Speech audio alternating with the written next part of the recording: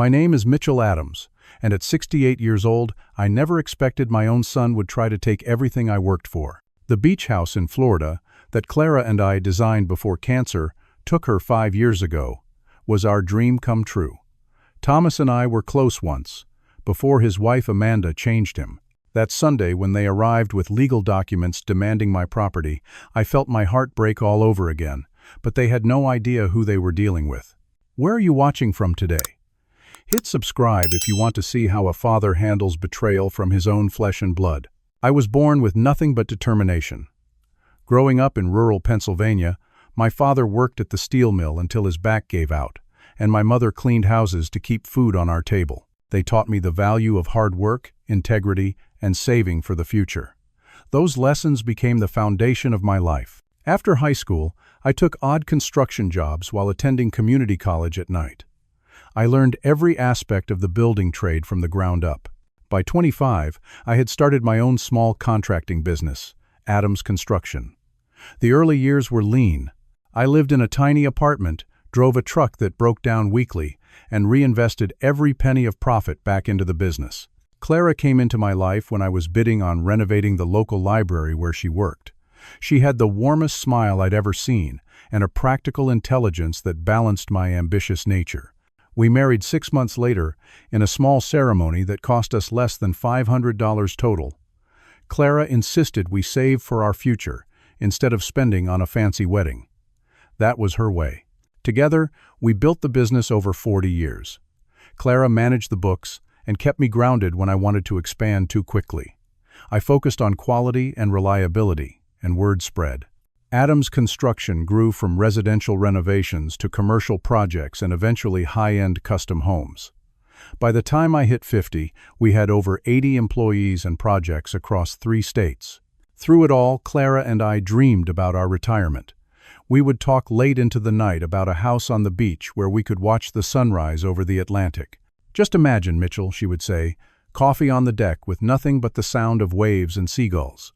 That dream kept us going through the hardest times. We saved methodically, living well below our means, even as the business thrived. When Thomas was born, we started a college fund, but maintained our modest lifestyle in the same 4-bedroom house we'd bought when we were just starting out. Neighbors and friends upgraded to bigger homes and fancier cars, but Clara and I stayed focused on our beach house dream. Thomas grew up watching us build the business. As a boy, he would come to construction sites with me on weekends, wearing a tiny hard hat I had special ordered. I taught him how to hammer nails and read blueprints. He had a natural charm that everyone responded to, and I imagined him taking over the company someday. In his teenage years, Thomas drifted away from construction interests. He became obsessed with video games and designer clothes. Clara worried we had sheltered him too much from financial realities. Still, he was a good student and got accepted to an excellent college. We were proud and covered his tuition completely. After college, Thomas surprised us by getting his real estate license. "Construction is too much manual labor, Dad," he explained. "I can make more money selling houses than building them." I was disappointed but respected his choice. At least he would still be connected to the industry in some way. He met Amanda during his first year as an agent. She was working at an accounting firm that handled transactions for the real estate company. Thomas was immediately taken with her sharp mind and ambition. Amanda came from money and had expensive tastes. When he brought her home to meet us, Clara whispered to me that night, "She keeps checking the brand labels on everything in our house." Their wedding was the opposite of our modest ceremony. They insisted on a destination event at a luxury resort that cost more than our first house. I paid for it without complaint, though Clara and I exchanged glances at the extravagance. Thomas had maxed out his credit cards trying to impress Amanda and her family in the months before the wedding. After they married, Thomas and Amanda bought a house in an exclusive neighborhood on a combined income that couldn't possibly support their lifestyle. Clara worried constantly about their financial decisions, but knew better than to interfere. "They need to learn their own lessons," she would say, though it pained her to watch. When I turned 60, Clara and I finally found our perfect beach property, a 3-acre lot with 200 feet of private beachfront in a quiet Florida town. We paid cash for the land and spent 2 years designing every detail of our dream home. Clara insisted on large windows to maximize the ocean view. a gourmet kitchen where she could cook for visiting grandchildren, and a library filled with books she had collected over a lifetime. The house was nearly completed when Clara was diagnosed with aggressive ovarian cancer. She fought bravely for 18 months, but the disease was relentless. Her last coherent words to me were, "Finish our house, Mitchell. Live enough for both of us." I moved into the beach house 3 months after her funeral. The 5-bedroom, 4-bathroom home with panoramic ocean views was worth approximately $3.5 million, but to me it was priceless. Every corner held Clara's influence. The blue mosaic tiles in the master bathroom that matched her eyes. The reading nook with built-in shelves designed to her specifications. The garden layout she had sketched during her final hospital stay. Thomas and Amanda visited occasionally after Clara passed. They would comment on the property value and mention friends who might be interested in buying if I ever wanted to downsize. I ignored these hints. This was the home Clara and I had dreamed of for 40 years. I intended to live out my days here. In my retirement, I found purpose in my coastal community.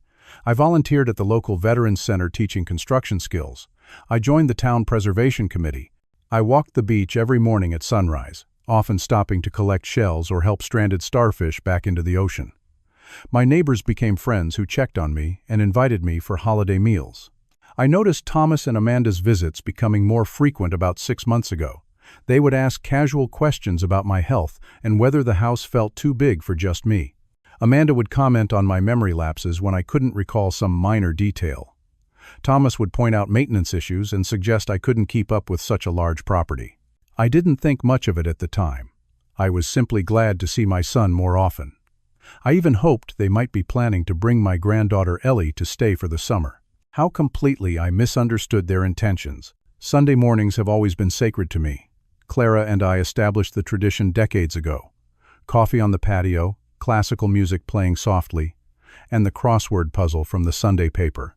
After she passed, I maintained the ritual as a way to feel her presence. My neighbors knew not to disturb me during these quiet hours. That particular Sunday in April dawned clear and perfect. The temperature was 74 degrees with a gentle breeze coming off the ocean. I had just poured my second cup of coffee when I heard the crunch of tires on my shell driveway. Through the sea grape trees, I spotted Thomas's black luxury SUV coming to a stop. This was unusual. Thomas and Amanda rarely visited before noon, and never without calling first. I watched as they emerged from the vehicle. Thomas in a crisp button-down shirt and dress slacks rather than his usual weekend casual attire. Amanda in a tailored pantsuit that looked straight from a corporate boardroom. She carried a leather portfolio under her arm. My stomach tightened instinctively. "Dad, beautiful morning, isn't it?" Thomas called out with forced cheerfulness as they approached the patio. His smile didn't reach his eyes. I had seen that same expression when he was a teenager, trying to hide something. "This is a surprise," I said, standing to greet them. "I didn't know you were coming by today." Amanda stepped forward to kiss my cheek, her perfume overwhelmingly strong. "We were in the area and thought we'd stop in. Hope that's okay." Everything about this felt wrong. They lived over an hour away. Nobody is in the area of my somewhat isolated beach community at 8:30 on a Sunday morning. Still, I invited them to sit and offered coffee. "Just water for me," Amanda said, setting her portfolio on the table. "We can't stay long." Thomas accepted coffee but barely touched it. His fingers drummed nervously on the table as they exchanged glances. I waited patiently, wondering what script they were preparing to follow. "Dad," Thomas finally began, "Amanda and I have been talking. We're concerned about you living out here all alone." "I'm not alone," I replied calmly. "I have friends and neighbors. The Wilsons next door check on me daily." Amanda smiled thinly. "That's nice, but they're not family, and they can't provide the kind of support you might need as you continue to age." I noticed she avoided looking directly at me, a telltale sign of deception I had learned to recognize during business negotiations. Thomas leaned forward. "We've noticed some things lately that worry us. The time you couldn't remember my colleague's name at dinner last month. The dishes piled in the sink when we came by last week. The fact that you forgot about our lunch appointment in March. I had a dental appointment that day," I corrected him. "I called to reschedule, but you didn't pick up." "See, this is what we mean," Amanda interjected. "Your memory isn't what it used to be, Mitchell. It's nothing to be ashamed of. It happens to everyone eventually." I sipped my coffee, saying nothing. Clara always said silence makes nervous people fill the space with revealing information. Thomas cleared his throat and continued with what sounded like a rehearsed speech. The point is, Dad, this house is a lot for you to manage at your age. The taxes, the upkeep, the hurricane insurance, and it's sitting on extremely valuable land that could be better utilized. Better utilized. As if my home, my sanctuary, my final connection to Clara was merely an underperforming asset. Amanda opened her portfolio and removed several documents. We've come up with a solution that makes sense for everyone. She laid the papers before me. At first glance, they appeared to be property transfer documents. I put on my reading glasses and scanned the first page. It was a deed transfer that would place my home into a family trust controlled by Thomas and Amanda as trustees. This is for your own protection, Thomas explained. We've spoken with elder law specialists who confirmed this is the best approach. Protection? From what exactly? I asked mildly. Amanda launched into a practiced explanation about estate taxes, probate complications, and liability concerns. She used technical terms and spoke rapidly, a tactic I recognized from countless business meetings.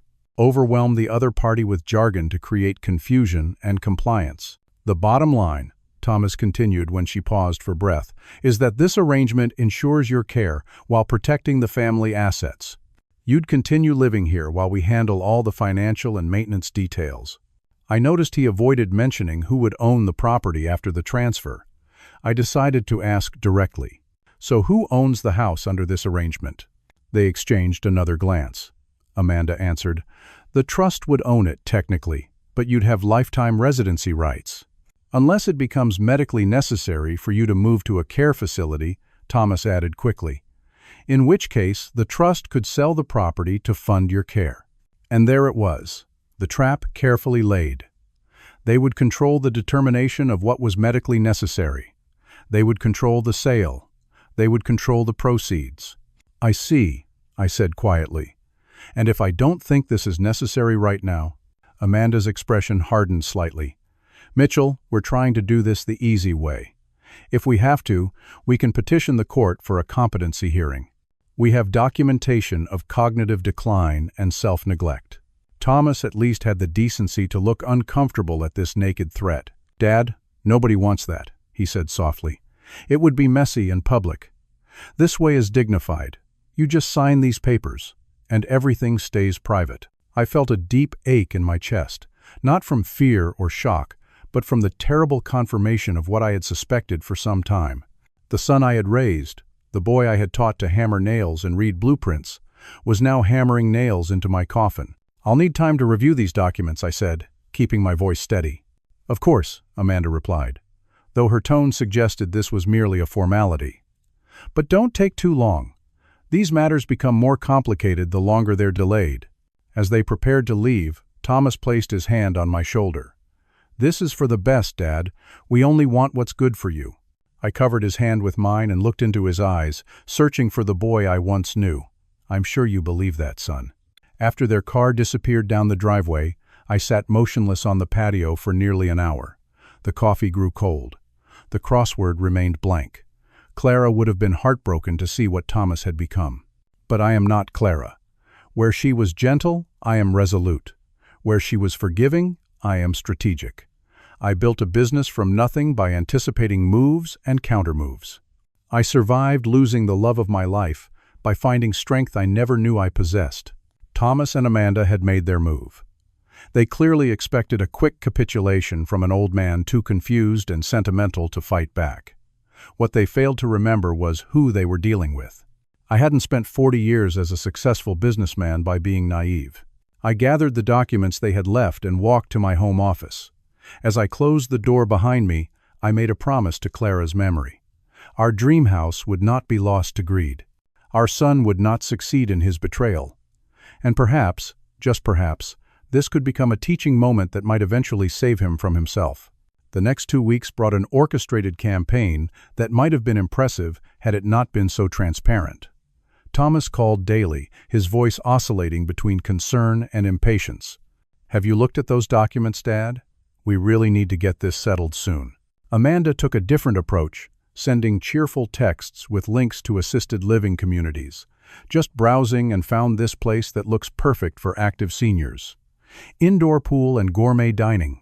Each facility was located conveniently near their neighborhood, hundreds of miles from my beach community and friends. 5 days after their initial visit, they arrived unannounced again, this time with a man, Thomas, introduced as Dr. Wilson, a friend who happened to be a geriatric specialist. The three of them sat in my living room while Dr. Wilson asked seemingly casual questions designed to expose cognitive impairment. "What did you have for breakfast this morning, Mr. Adams? Can you tell me today's date and the current president? Do you manage your own medications? How many prescriptions do you take?" I answered each question calmly and accurately, noticing how Dr. Wilson's expression tightened when I showed no signs of confusion. Thomas and Amanda exchanged disappointed glances when I referenced recent news events and correctly named the governor of Florida. "Dr. Wilson is available if you ever need a checkup," Thomas said as they were leaving. "He makes house calls for special patients." The following Tuesday, Amanda arrived alone, ostensibly to help organize some paperwork she claimed I had mentioned needing assistance with. I had mentioned no such thing, but I allowed her into my home office, curious to see what she would do. "Why don't you relax while I sort through these for you?" she suggested, gesturing to the filing cabinet. "It must be overwhelming." I thanked her and went to make lunch, deliberately taking my time. When I returned with sandwiches 30 minutes later, I found her photographing documents with her phone and rifling through my estate planning files. She jumped guiltily when I entered. "Just trying to get a sense of your filing system," she explained hurriedly. "It's actually quite disorganized. No wonder you've been feeling overwhelmed." My files were meticulously organized by category and date, just as Clara had established years ago. I simply nodded and offered her a sandwich. That evening, I received a call from my neighbor Edward Wilson. "Mitchell, I had the strangest conversation with your son today. He called asking if I'd noticed you seeming confused or leaving the stove on. Said he's worried about your safety living alone. Is everything okay?" Edward wasn't the only one. Over the next few days, 3 other neighbors reported similar calls. Thomas and Amanda were building a case for my incompetence throughout the community. Fortunately, my neighbors found these inquiries suspicious rather than concerning. Most had seen me sharp as ever at the recent town council meeting where I had presented a detailed proposal for shoreline preservation. The following weekend brought another disturbing discovery. While Thomas engaged me in conversation about baseball on the patio, Amanda excused herself to use the bathroom. When they left, I found colorful brochures for Sunshine Pines Assisted Living scattered around my bedroom. One was conspicuously open to a page about their memory care unit. But the most revealing incident came one afternoon when Thomas and Amanda visited with Ellie, my 15-year-old granddaughter. While Ellie and I walked on the beach collecting shells, I overheard Thomas and Amanda on the deck, unaware that their voices carried clearly across the water. "The Goldsteins are interested if we can close by August," Thomas was saying. "They're offering $3.7 million, all cash." "We need to move faster," Amanda replied. "He's being stubborn about the paperwork. Dr. Wilson thinks we need more documentation of incidents." "What incidents?" "He seems completely fine." "Then create some. Move things around so he can't find them. Ask him about events that never happened and record when he seems confused. We need leverage." "I don't know, Amanda. This feels wrong. Do you want to be stuck in that tiny house forever? Do you want Ellie to go to community college because we can't afford better? Your father is sitting on a gold mine he doesn't need while we're drowning in debt." Their voices dropped as they moved inside, but I'd heard enough. The conversation confirmed my worst suspicions and revealed something new. Thomas and Amanda weren't just after my house. They had already found buyers and were planning to sell immediately. All their talk about protecting me was exactly what I suspected, a convenient fiction to justify their greed. Later that evening, as Thomas and Amanda prepared to leave, I noticed Ellie looking troubled. "Everything okay, sweetheart?" I asked when we had a moment alone. She hesitated, then whispered, "They want your house really bad, Grandpa. Mom said they're going to move here after you go to a special place for old people. But I don't want you to go anywhere." I hugged her tightly. "Don't worry about me, Ellie. I'm not going anywhere." After they left, I discovered more evidence of their plot. A notebook Amanda had accidentally left behind contained lists of my assets, potential sale prices for household items, and chillingly, contact information for 3 different memory care facilities with notes about involuntary commitment procedures. The final straw came when I received a call from Franklin Miller, a local real estate agent I knew casually from town events. "Mitchell, I just wanted to check something. Your son Thomas contacted me about listing your property. He said you were moving to an assisted living community and had authorized him to handle the sale. Is that correct?" "Absolutely not," I replied firmly. "Thank you for checking directly with me." "That's what I thought," Franklin said. Something seemed off about the whole thing. He was pushing for a quick, under-market listing, which raised red flags. As I hung up the phone, I realized the situation had progressed beyond a simple family disagreement. Thomas and Amanda weren't just pressuring me. They were actively working to circumvent my wishes and take control of my property through deception and manipulation. The evidence was mounting, and with it, my determination. If they wanted a fight, I would give them one. But unlike them, I would come prepared with more than just empty threats and misleading documents. It was time to implement the counter-strategy I had been quietly developing. The day after Franklin's call, I drove to West Shore, the next town over, where I was less likely to be recognized or reported back to Thomas. I parked in front of a nondescript office building and took the elevator to the 3rd floor. The frosted glass door read Harold Jacobson, attorney at law. Harold and I went back 30 years. He had handled the legal work when I expanded Adams Construction into commercial projects, and later managed Clara's estate after her passing. Unlike many lawyers, Harold believed in preventative legal strategy rather than reactive litigation. "Mitchell," he greeted me warmly, rising from behind his desk. "What brings you out this way? I usually come to you for our annual review." "I need to speak privately about a sensitive matter," I replied. "It concerns Thomas." Harold's expression turned serious. He closed his office door and turned on a small white noise machine. "Tell me everything." For the next hour, I detailed the events of the past weeks. Harold took careful notes, occasionally asking clarifying questions. When I finished, he removed his glasses and rubbed the bridge of his nose. Unfortunately, this isn't the first time I've seen this scenario. Adult children get impatient about their inheritance, especially when significant real estate is involved. What they're attempting could constitute elder abuse under Florida law. "I don't want to file charges against my own son," I said quietly. "But I need to protect myself and my home." Harold nodded. "You were smart to come in early. Most clients wait until things have progressed too far. Let's develop a comprehensive strategy." Together, we outlined a multi-pronged approach. First, I needed an updated medical evaluation from an independent physician documenting my cognitive health. Second, we would gather statements from community members regarding my active involvement and mental clarity. Third, Harold would prepare legal documents reinforcing my autonomy and explicitly addressing any attempts to claim incompetence. "I've also been documenting everything," I told him, pulling out a leather-bound journal, dates, times, exactly what was said and done. Harold smiled appreciatively. "Once a businessman, always a businessman. Documentation will be crucial if this escalates to legal proceedings." I had one more card to play. "I need information about Thomas and Amanda's financial situation. I suspect they're in significant debt." "That's delicate territory," Harold cautioned. "We need to stay within legal boundaries." Of course, I agreed. "But there must be public records we can access. Mortgages, tax liens, court judgments." Harold made a note. "I'll have my paralegal research what's available. In the meantime, continue documenting everything but don't confront them yet. Let them think their plan is working." On my way home, I stopped at Coastal Medical Group and requested an appointment with Dr. Patrice Lawrence, a respected neurologist who specialized in cognitive health. I was fortunate to get an appointment for the following week. "I need a comprehensive cognitive assessment," I explained, when I met with Dr. Lawrence. "My son has expressed concerns about my mental capacity, and I want an objective evaluation."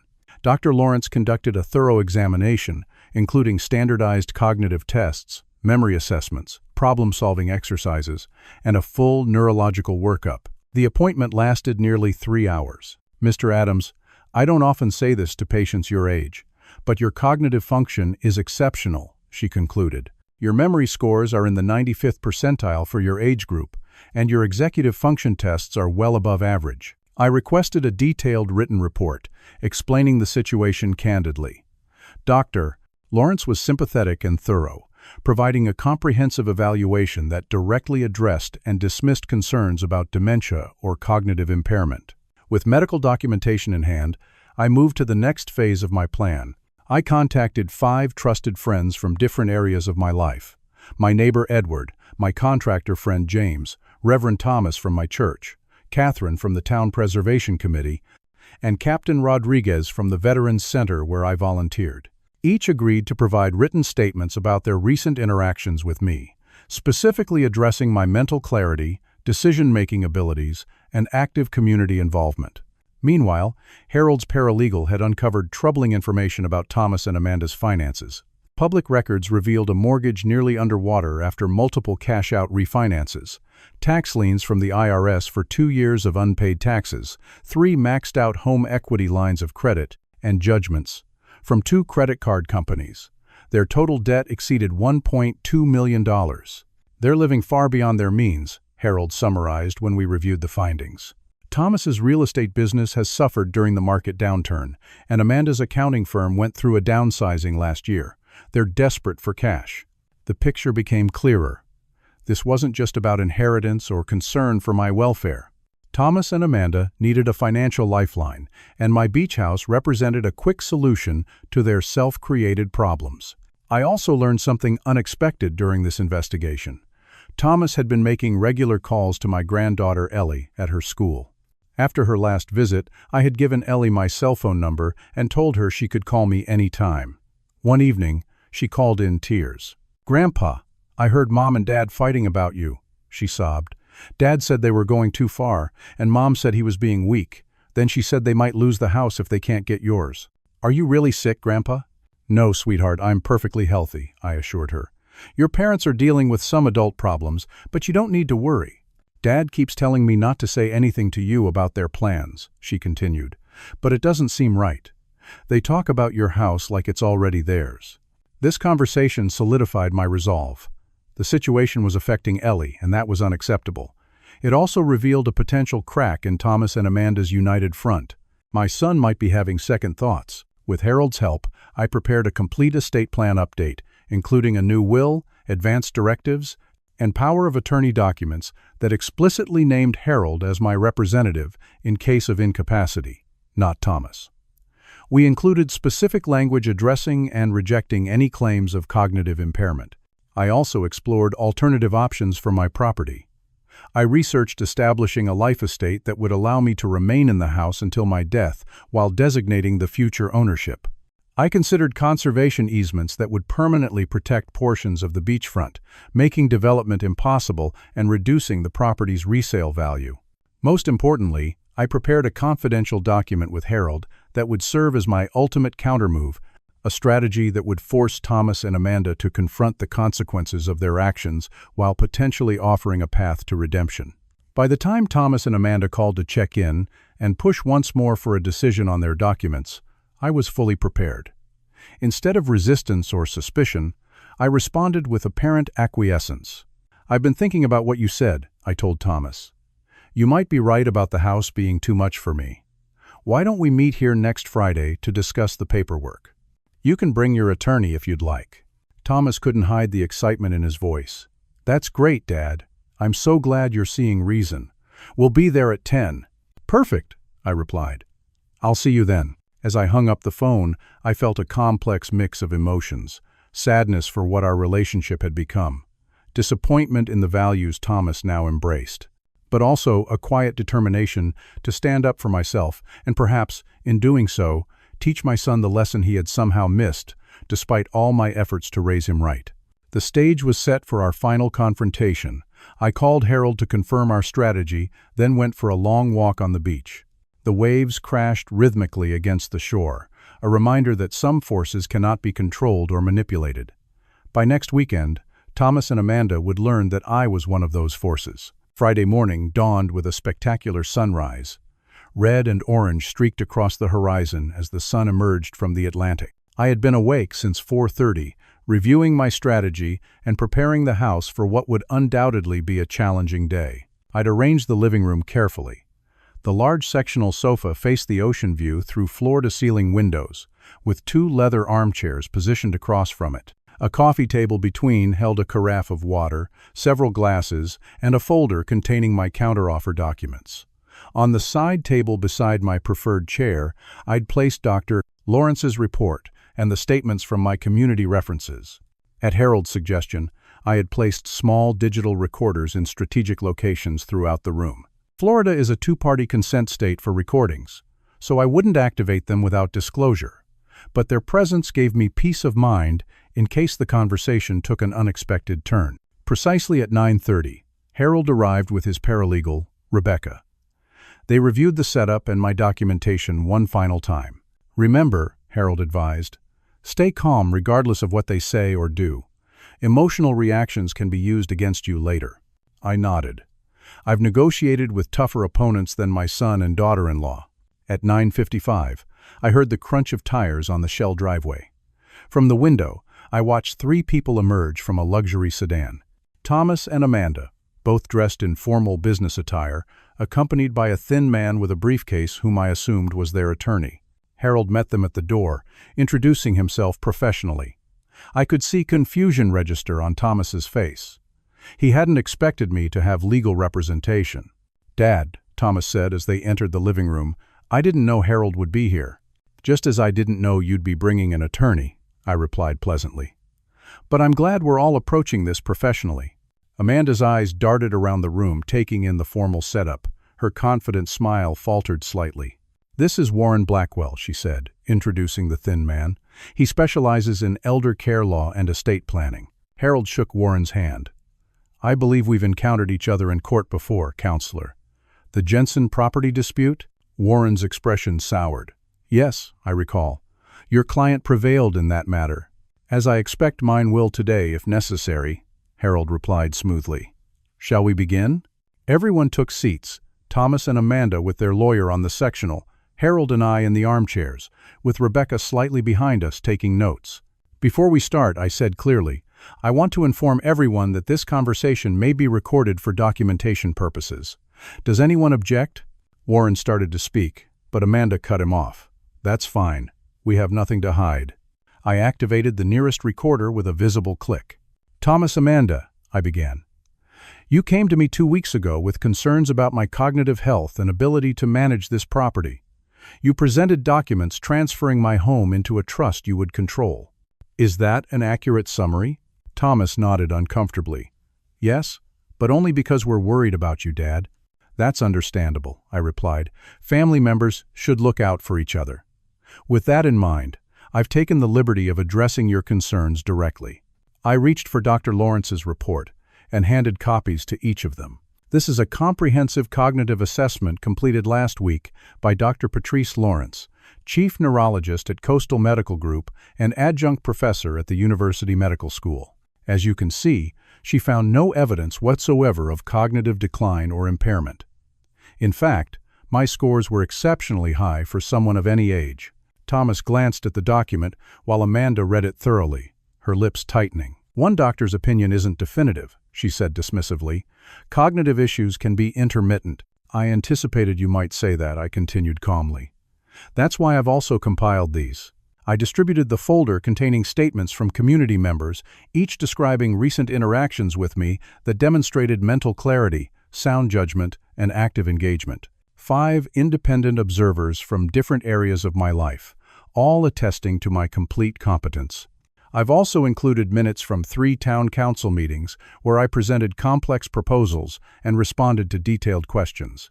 Warren Blackwell reviewed the documents with growing discomfort.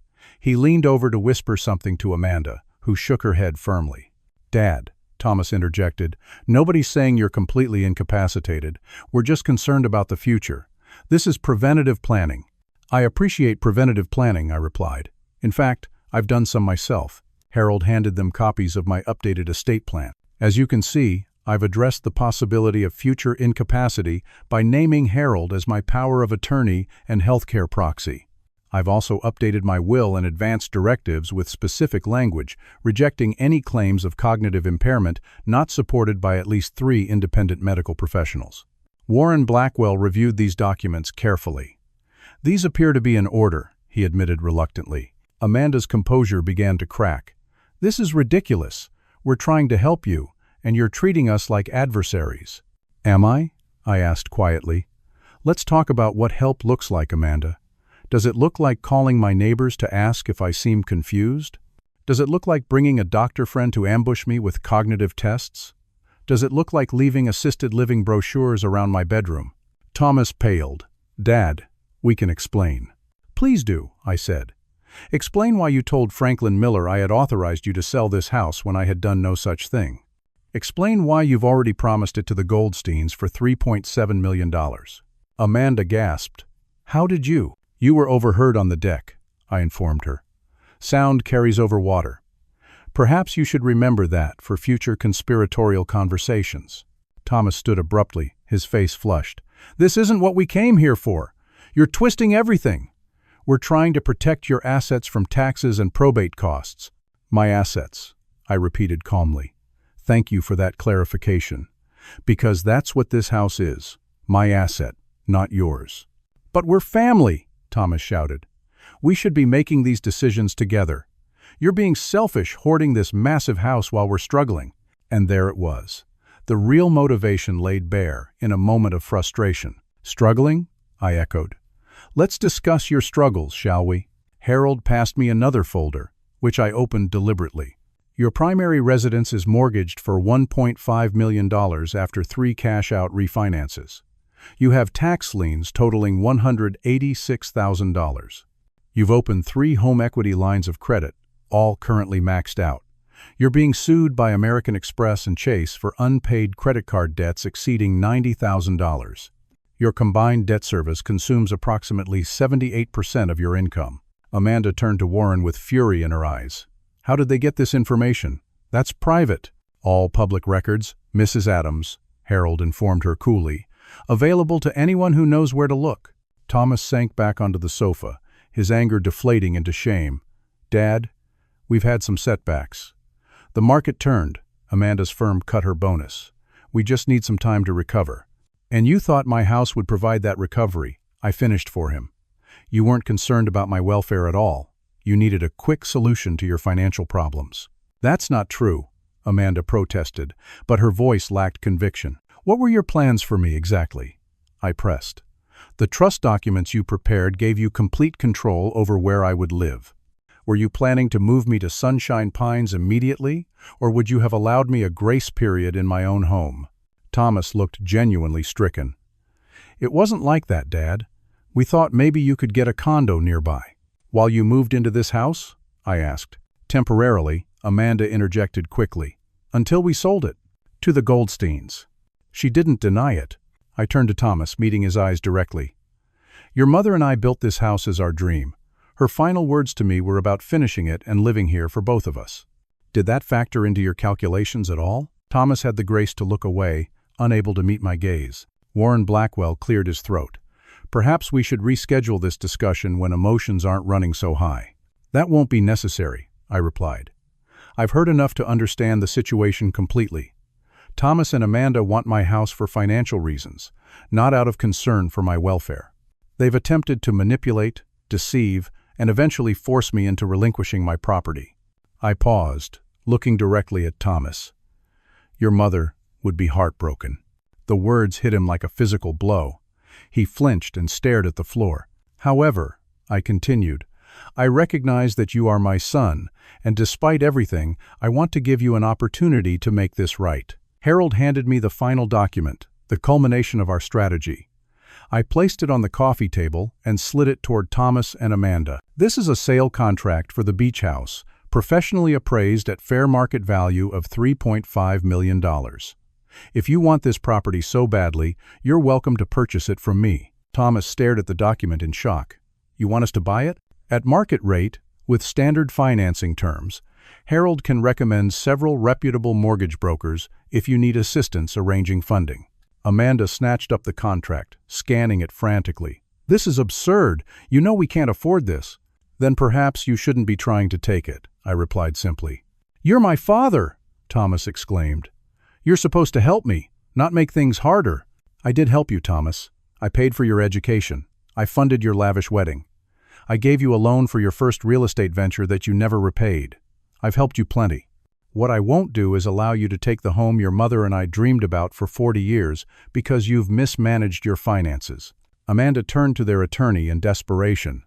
"Warren, tell them we can still pursue competency hearings. We have documentation."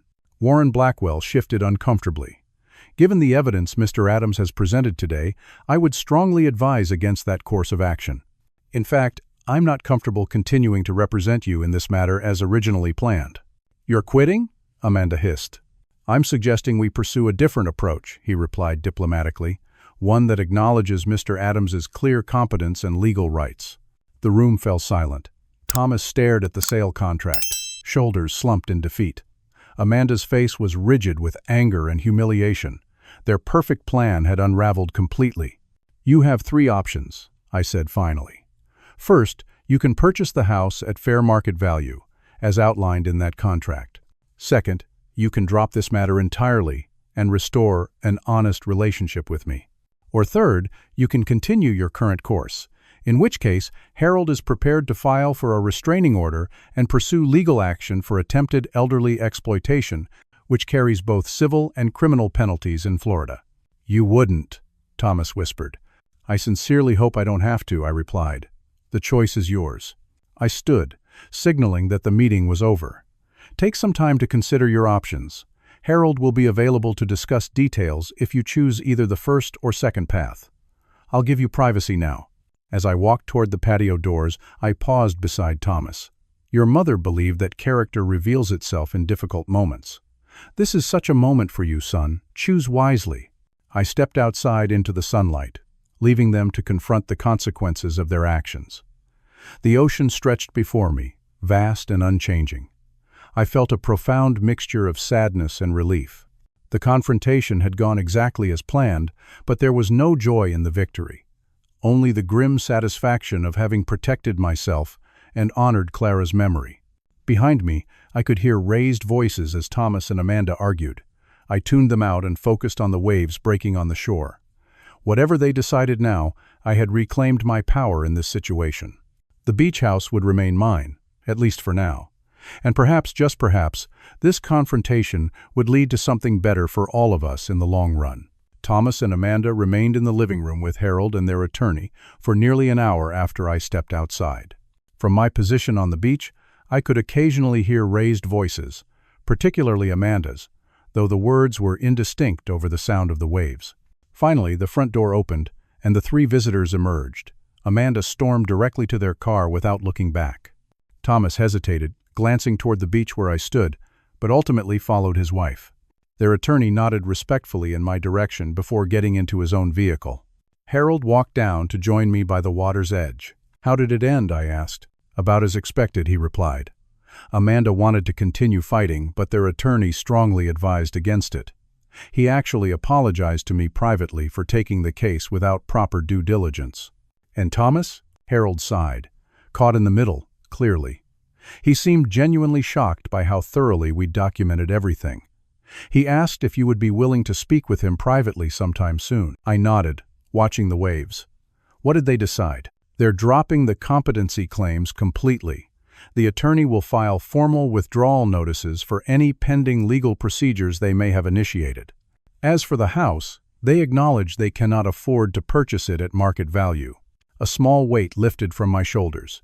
The immediate threat was neutralized, but the deeper wound of betrayal remained. "Thank you, Harold," I said sincerely. "You've been a true friend through all this."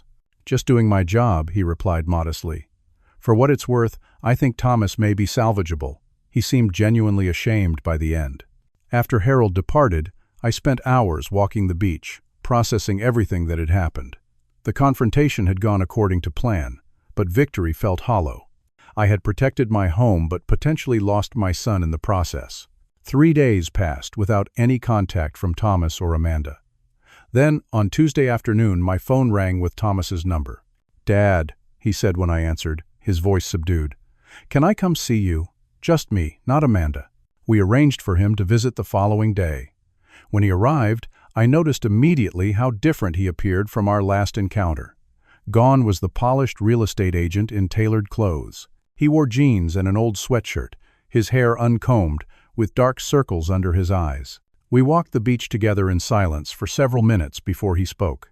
"Amanda and I separated 2 days ago," he said finally. "She wanted to continue pursuing legal options against you. I refused. Things escalated quickly from there. I said nothing, allowing him space to continue. She admitted she'd been planning this for over a year. The house, the competency claims, all of it.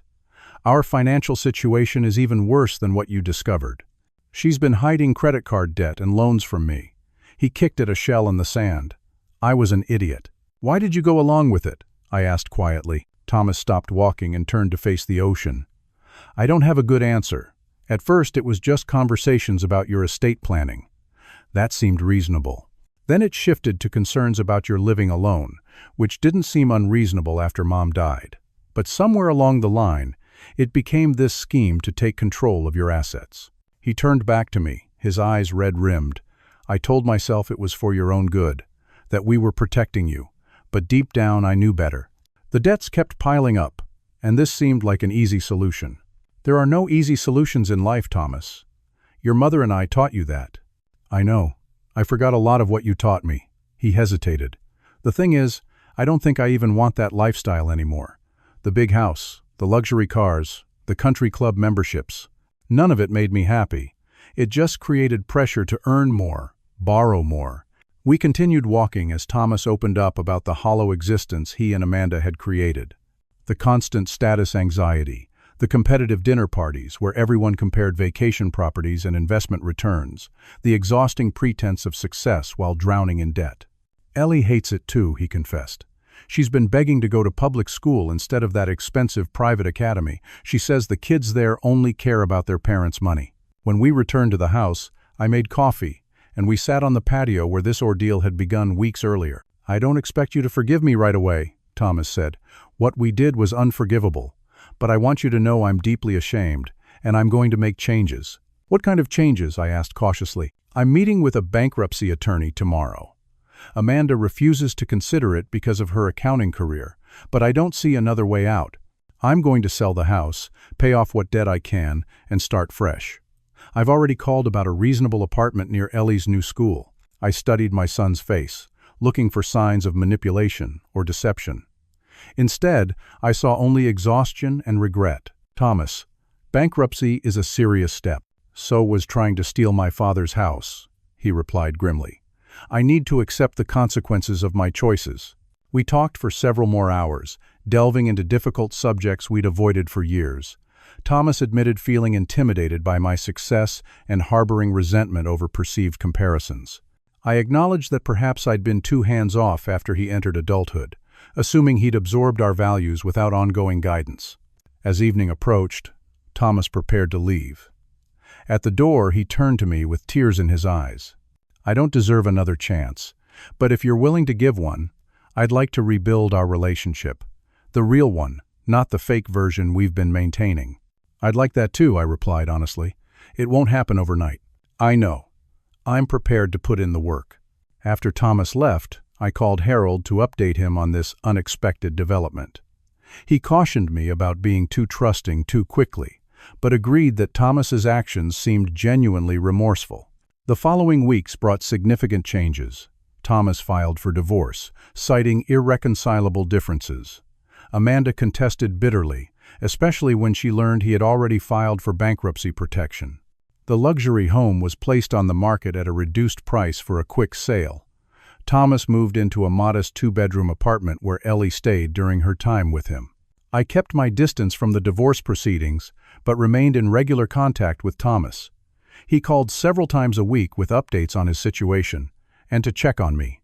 Our conversations gradually became more natural and honest. The most significant change came in my relationship with Ellie.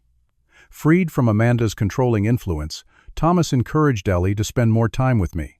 She began visiting regularly on weekends, sometimes with Thomas, sometimes on her own. We developed a genuine bond as I taught her to sail in my small boat, and she introduced me to her favorite music and books. "Mom's really angry at you," she confided during one visit. "She tells everyone you manipulated Dad into turning against her. "How do you feel about everything?" I asked carefully. Ellie considered the question seriously. "I'm sad about the divorce, but the fighting was worse, and Dad seems different now, less stressed. He actually listens when I talk, instead of just nodding while checking his phone." As the dust settled, I made changes to my estate planning.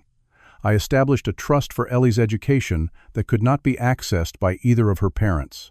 I created a modest fund for Thomas that would help him restart his life after bankruptcy, but dispersed in ways that encouraged financial responsibility.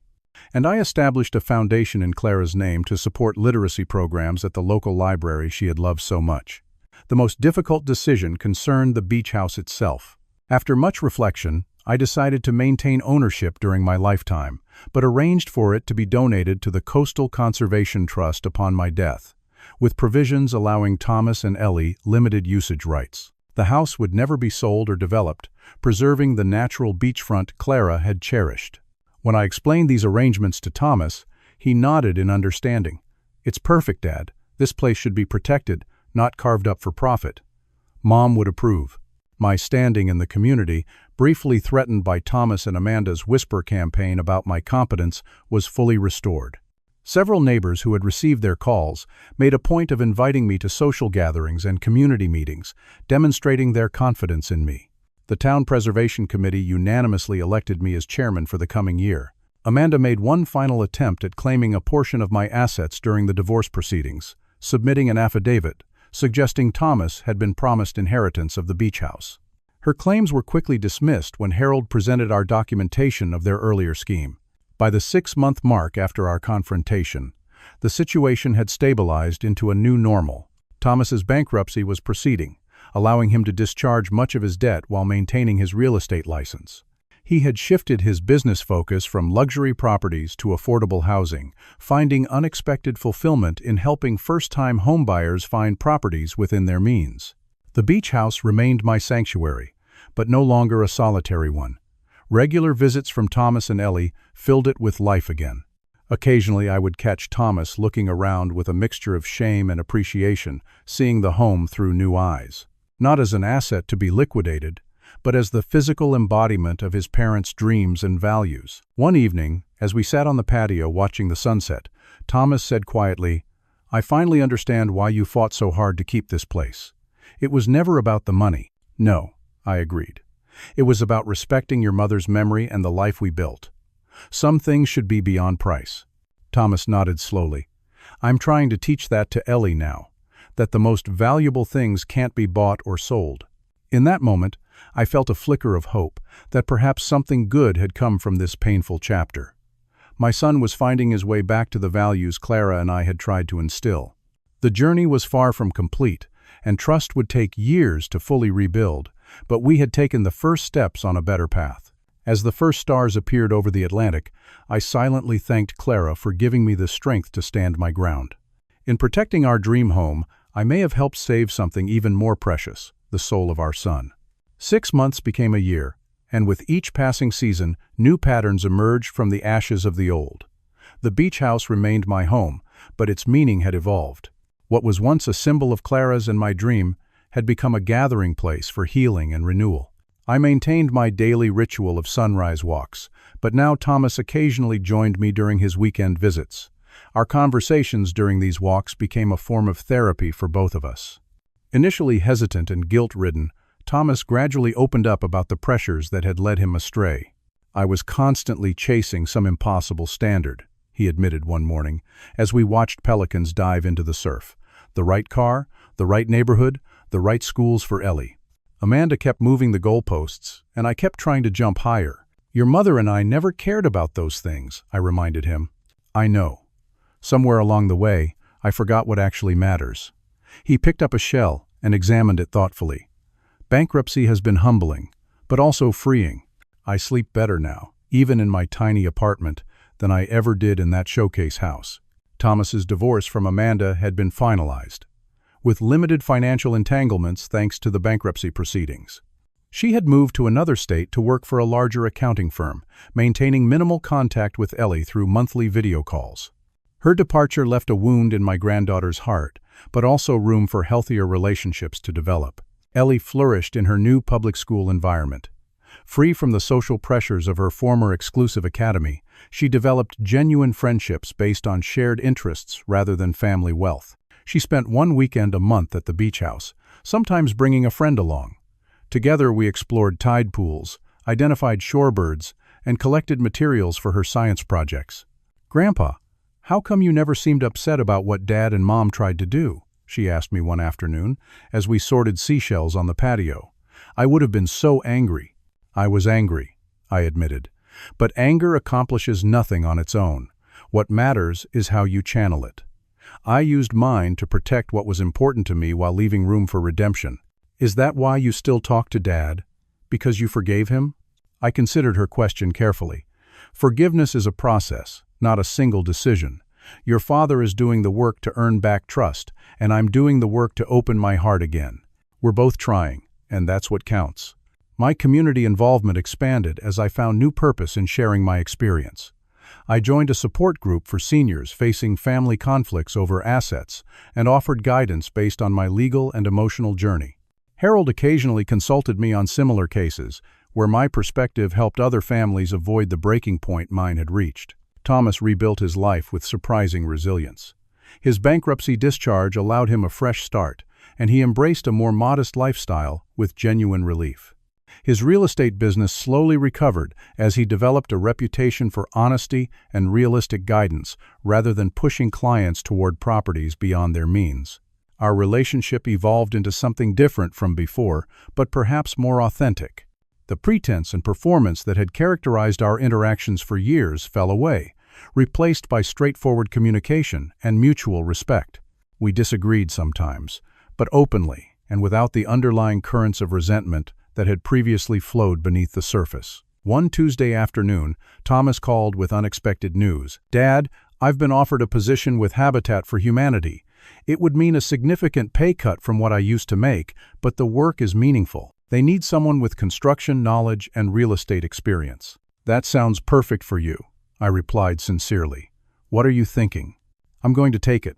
Ellie and I talked about it, and she's completely supportive. Says she's proud of me." His voice caught slightly. "That means more than any commission check ever did." "Your mother would be proud too," I told him. This is exactly the kind of work she valued. 3 weeks later, Thomas invited me to attend the groundbreaking ceremony for his first Habitat project. Standing beside him as he helped a young family turn the first shovelful of earth for their future home, I saw glimpses of the boy who had once followed me around construction sites wearing a too large hard hat. The circle was closing in unexpected ways. As the one-year anniversary of our confrontation approached, I invited Thomas and Ellie for a special dinner at the beach house. I prepared Clara's favorite recipes and set the table with her cherished blue dishes that had remained untouched since her passing. "I have something to share with both of you," I said as we finished dessert. "I've been thinking about how to honor your grandmother's memory in a lasting way." I explained my decision to establish a construction training program for at-risk youth through the local community college. Adams Building Futures would provide scholarships, apprenticeships, and mentoring to help young people learn trades that could support them throughout life. "I'd like both of you to be involved," I concluded. "Thomas with your construction and real estate knowledge, and Ellie with your perspective as a young person."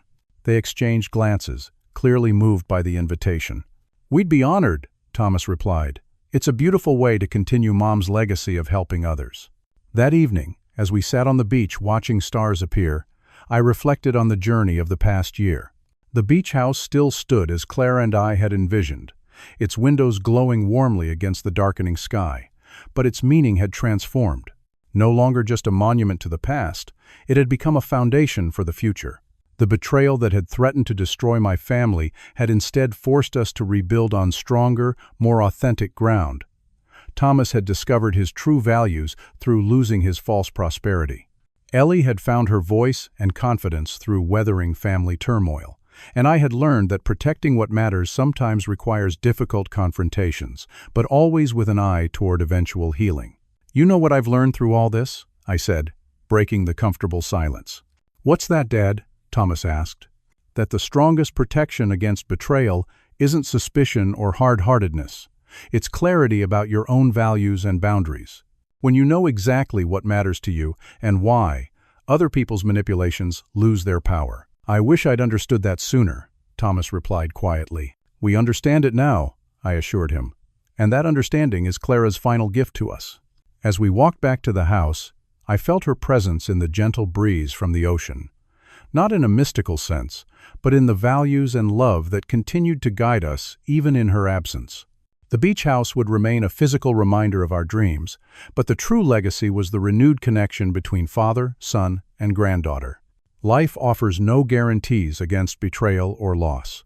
We all face moments when those closest to us may disappoint or even harm us. The test of character lies not in avoiding these painful experiences, but in how we respond to them. By standing firm in our truth while maintaining the capacity for compassion, we preserve not just our material assets, but our most precious possession, the ability to love authentically, even after being wounded. Have you ever faced betrayal from someone close to you? How did you handle it? I'd love to hear your stories in the comments below. Sometimes sharing our experiences helps others navigate similar challenges. If this story resonated with you, please hit that like button and subscribe for more reflections on family, integrity, and the lessons life teaches us when we least expect them. And remember, protecting your boundaries isn't selfish. It's the foundation for genuine relationships built on mutual respect rather than exploitation. Thank you for listening, and may you find both strength and compassion on your own journey.